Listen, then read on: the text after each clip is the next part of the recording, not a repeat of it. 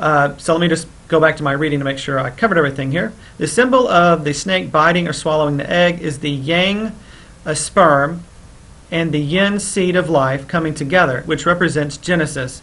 And this is what I said ties it into the whole book of Genesis in the Bible. So right here we have Genesis, the snake, the tree, and the fruit. So Adam and Eve, the pineal and pituitary, fall from grace, and what I call grace is living and experiencing constant connection with God. That's what they experienced before the fall. And they fell because the snake tempted them. And how I translate that temptation is pulls and traps their attention in the lower brain or consciousness. And the lower brain or consciousness is his basic survival instincts, also has to do with your basic desires related to survival, sexuality. And that snake tempts us, pulls us out of the lower brain and into a realm. And in biblical terms, from doing that, when we ate from the tree of good and bad, which to me, I translate that as judgment. When we took on judgment, in biblical terms, we were cast out of the Garden of Eden. I don't believe we were cast out by God, but simply our newfound perceptions of judgment separated us from the garden. We were unable to see the garden anymore. And that's really sad, because the Garden of Eden isn't some place on the planet. It's the entire planet. The whole planet is the Garden of Eden. And we have lost that perception of the sacredness of the very ground we walk on every day because of this perception that we bought into, where we're trapped in the lower survival mechanisms of the mind. And now our path before us is to rise above and balance out our higher perceptions with our lower basic instincts. We are the fallen ones. We have fallen from grace. However, this doesn't mean God kicked us out. We, through our clouded view, misperceptions based on judgment, were unable to see that we never left the Garden of Eden. The Garden of Eden, like I mentioned before, is the entire planet. We are unable to see this because we are trapped in our lower minds. Our salvation is not in asking God to take us back, but for us to empower ourselves by reaching up and out of the reptilian mind. This is what life is all about. At least the current state we're in is to wake up to the fact that we have fallen asleep and we're in our lower minds, in the state of survival. We see the world and everybody else as being separate, and reach up, pull ourselves into the higher mind where we are unified and one, and live from that perception. Snake, reptilian, brain, and Kundalini. You might have noticed here that I highlighted. I'm going to go into this the next series called Ra Ra Sis Boom Ba. Ra is in the center of the word brain. In Ra is the sun god, and there's particular parts of the brain that actually relate to that. It's pretty interesting information. But right now we're going to go over Kundalini. Kundalini literally means coiled. In yoga, it's a corporal energy that is related to the unconscious instinctive force of Shakti. And Shakti means to be able, meaning a sacred force of empowerment. And it's the primordial cosmic energy that represents the dynamic forces that are thought to move through the entire universe. And it is said that that lies coiled at the base of our spine in the sacrum. And the sacrum is that triangle-shaped bone that you sit on. It is envisioned either as a goddess or else as a sleeping serpent, back to the snake. Hence a number of the English renderings of the term, such as a serpent power.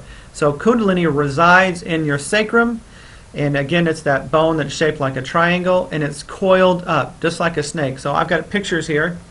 Here you have a picture of the snake wrapped around this egg 3.5 times. Here you've got another 3.5 coiled snake, and this one actually has the chakra colors on it going up. And I found by playing with the different symbols in Reiki that the Choku Ray is the representation of that Kundalini serpent energy. It's even the color associated with Choku Ray is green, and green is a very common color associated with the snake. So that Kundalini strong force that moves through the universe and gives us power and life, a part of that is coiled at our sacrum. And as we awaken, that energy rises up into the higher mind. But if the way to the higher mind is blocked because of our seeing the world as separate, We can't, that energy may raise, but it doesn't go all the way into the higher mind. And when it doesn't go into the higher mind, we aren't as empowered as we were meant to be. Our spiritual journey to fully awake and empowered beings involves learning to tap into, unleash, and control our power. This is done through right action, and I think Buddha's Eightfold Path covers this pretty well. I have my own interpretation of the Eightfold Path, which I've aligned with the chakras, and just to make it more easy to think about embodying, because literally the chakras need to be opened and aligned for this aspect of rising into our higher mind. And the chakras open and align based on our actions, and it also is based on our hormonal releases, because there's just certain endocrines that are associated with each chakra. So basically the endocrine system is the physical form of your chakra system. And if you watched my ARK video, I went into how the hypothalamus governs what happens with our hormones, and the hypothalamus is associated with emotions. Emotions directly tie into the hormones and chemicals we release. They relate to chakra balance, a whole gamut of things. So here, I'm just going to go over this fairly quickly here. And this is my interpretation of Buddha's Eightfold Path. I've just put it into 7 related to the chakras. So the root chakra has to do with survival and connection to earth. So it's right conduct and livelihood. So treating yourself with respect is stewardship, which is ultimately the first rule we were given by God, is to be stewards of the planet. And steward means you guide yourself and your property in respect and honor to other people. The second chakra, it has to do with sexuality and creativity, so right feelings, so controlling your emotions and using them properly.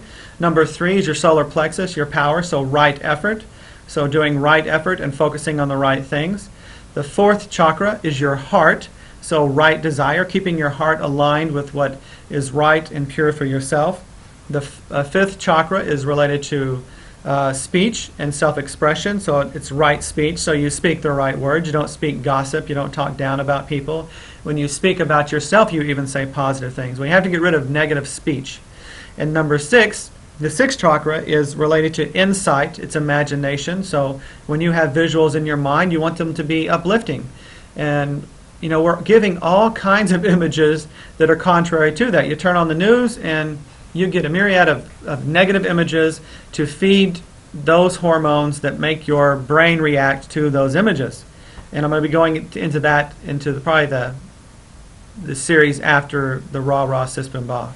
And the 7th chakra, the crown chakra, has to do with your connection to God, and it's also related to thoughts. So having the right thoughts, the right mindfulness, and a meditative state.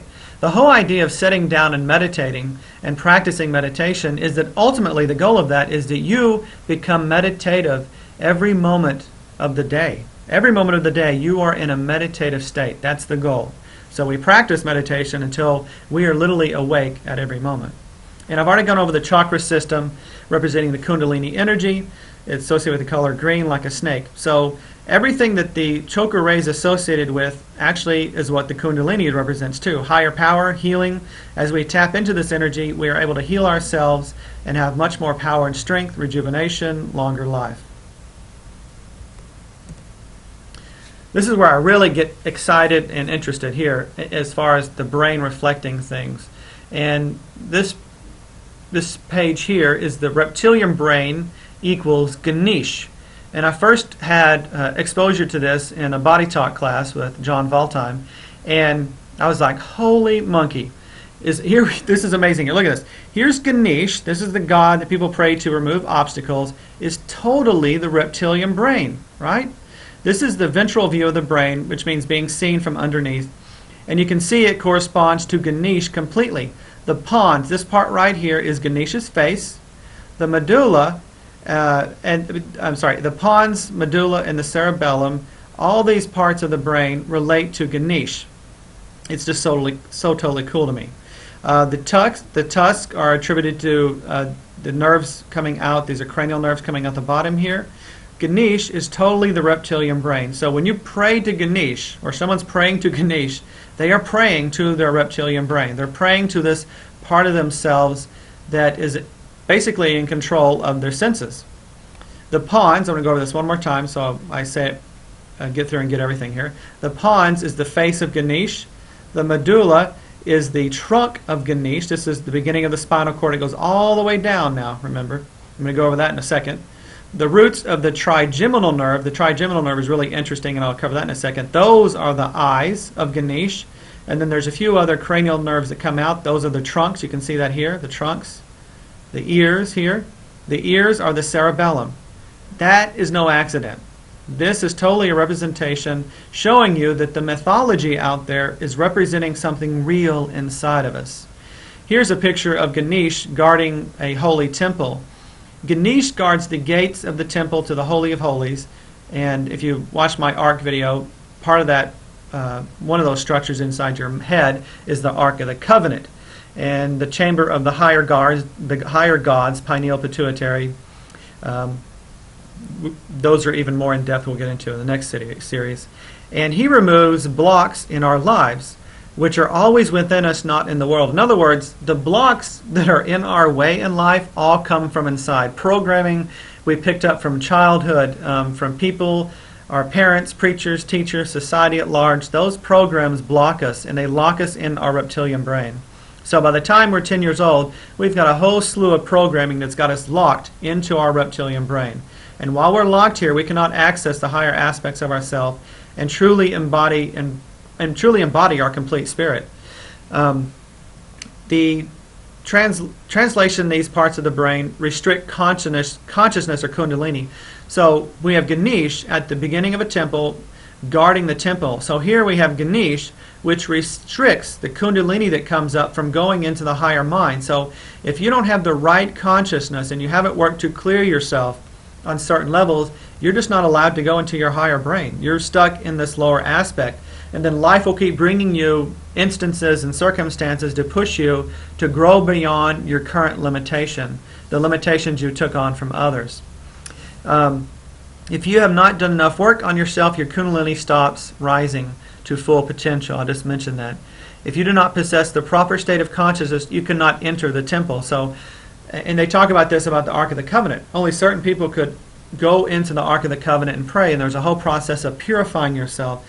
Life is the purifier that allows you to go into the deeper chambers, into your higher consciousness. It's through the work and the reflections we see in the world, which are usually seen as negative. Working through all those things actually clears your consciousness and purifies you to be able to go into the higher realm.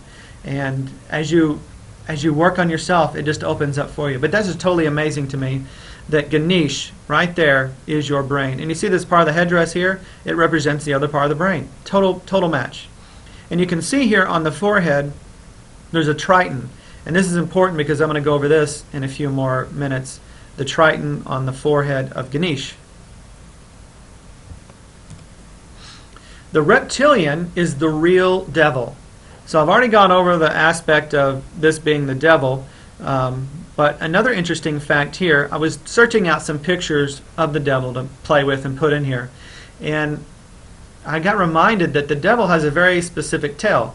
It's got like a triangle shape on the end, like an arrowhead. And I got to thinking about body parts because I was on this whole kick of body parts and how all the spiritual texts relate to the physical body in some way. And then, you know, since I've taken massage before, I was very aware of the sacrum. Look at that. The sacrum is a triangle-shaped bone at the end of a long spine. So the devil, which is our reptilian brain, also this tail represents the spinal cord and the sacrum. Another representation and a justification, verification to me that I was on the right track, that the devil represents basically the reptilian brain. And again, it's interesting to me that the devil is lived backwards. And again, we are evil or devilish when we live life backwards, which is contrary to life. Things that are contrary to life, like Antichrist, basically means that you are anti-life, anti-love. And to turn that around, to turn the devil and the evil around, you get to live properly. The devil is usually depicted with a pointed tail, like I mentioned before, and that pointed tail is basically your sacrum. And the spinal cord is the tail that comes from the devil down to the point. And another interesting thing about that is that it points down. And the devil is usually depicted as being red. And the root chakra, what connects us to the earth, is supposed to connect right there to the coccyx. That's the tip of your tailbone. And another thing to think about is Ganesh. If the Ganesh's trunk goes all the way down, so the spinal cord is also Ganesh's trunk coming all the way down to the point. And then I took the picture of the spine. It's really interesting if you look at the body at different angles. And here's the spine on its side. It totally looks like a snake. And this is the sacrum right here. And the sacrum, actually this part here, so you can imagine this being on its side at a certain angle, it would look exactly like a cobra with its little hood spread out. So we have the snake, the serpent, the devil, its tail, all represented within the body. The devil's triton. As I was looking through the pictures and I began to remember the devil usually was shown carrying a triton, I was like, okay, now I know that the triton has to be somewhere in the body. So I began to look for it, and I found it. And the devil's triton is the trigeminal nerve. And if you remember back to the picture of Ganesh, this is the eyes of Ganesh. So the trigeminal nerve which comes out of the pons, which is related to the eyes of Ganesh, is the trigeminal nerve. Trigeminal means it has 3 branches. It is the triton that the devil, the reptilian brain, is holding. And when the devil, the reptilian lower basic instinct brain, is in charge of the triton, which ties into the senses, then basically it controls us. And we don't want that part of the brain to control us completely. We want to unify our complete brain. It's not like we kill our reptilian brain and say bad, bad, bad. No, we need to balance it with the other higher aspects and unify ourselves inside so that we can see that unification out in the world. Notice how there's a peripheral branch that goes up in front of the third eye area. And I begin to think that, wow, I bet that has an aspect that when the devil's in charge of this lower brain's in charge of the trigeminal nerve, which goes into most of our senses, that it probably cuts off the third eye. It blocks us from higher perception. But as the higher brain begins to get engaged and balanced with the reptilian brain, then that opens up, and then we actually have pure, clean sight. But when we're down in the devil brain, this sight, this third eye, is actually clouded, and we don't see clearly. And that's what Maya, or illusion, I believe, comes from. When the third eye is clouded, we are in a Maya illusionary state. We think things are the way they are, but it's not necessarily the truth.